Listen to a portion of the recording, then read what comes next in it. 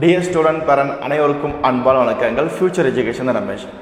இந்த வீடியோவில் நம்ம எதை பற்றி பார்க்க போகிறோம் அப்படின்னா, தமிழ்நாடு மற்றும் புதுச்சேரி மாணவர்கள் சொல்லப்போனால் நம்ம கேரளா, கர்நாடகா, ஆந்திரா, தெலுங்கானா, நார்த் இந்தியாவிலேருந்து கூட பார்த்தாங்க அப்படின்னா நம்ம எம்பிபிஎஸ் சேரணும் அப்படிங்கிற மாணவர்கள் இந்த second round, third round, fourth ரவுண்டில் பார்த்தாங்கன்னா ஒரு லோயஸ்ட் பட்ஜெட் கிடைக்குமா அப்படின்னு ஒரு எதிர்பார்ப்போட காத்திருக்கும்.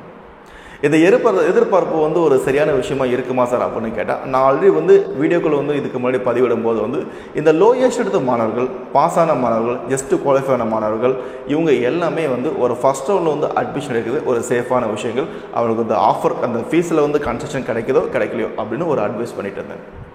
இப்போ அதே போல் தான் பார்த்தாங்க அப்போனா விஷயங்கள் நடந்துகிட்டு இருக்கு அப்படின்னு நினைக்கும்போது மறுபடியும் என்ன நடக்க போகுது அப்படின்னு ரியலைஸ் பண்ணி நான் உங்களுக்கு தெரியப்படுத்த கடமைப்பட்டிருக்கேன்.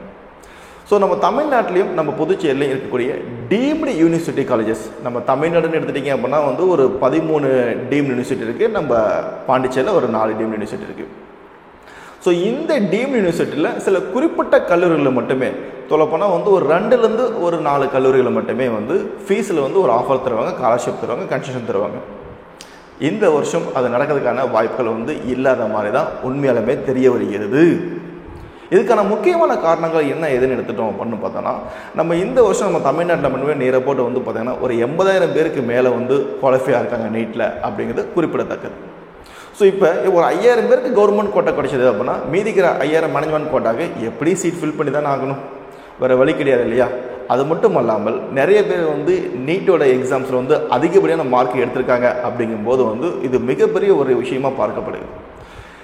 இதே இடத்துல பார்த்தீங்க அப்படின்னா டீம்டு யூனிவர்சிட்டியில் பல காலேஜில் 1 லட்சம், 1.5 லட்சம், 2 லட்சம், 3 லட்சம், 5 லட்சம் வரைக்கும் வருஷத்துக்கு ஃபீஸ் பார்த்தீங்கன்னா கூட்டியிருக்காங்க, அதை உயர்த்திருக்காங்க அப்படிங்கிறது ஒரு முக்கியமான விஷயமா பார்க்கப்படுது.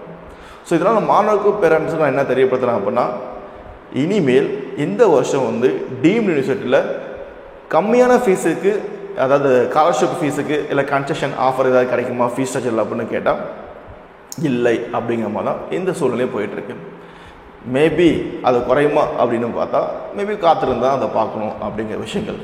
ஸோ இதனால் நம்ம ஸ்டூடெண்ட்டுக்கு பிறகு என்ன சொல்கிறேன்னா, நீங்கள் கம்மியான பட்ஜெட்டில் நீங்கள் எதிர்பார்க்குறீங்க அப்படின்னா இந்த வருஷம் அதுக்கான வாய்ப்புகள் மறுக்கப்படுகிறது அப்படிங்கிறது நம்ம சூழ்நிலையில் சொல்லப்படுகிறது. இதான் விஷயங்கள்.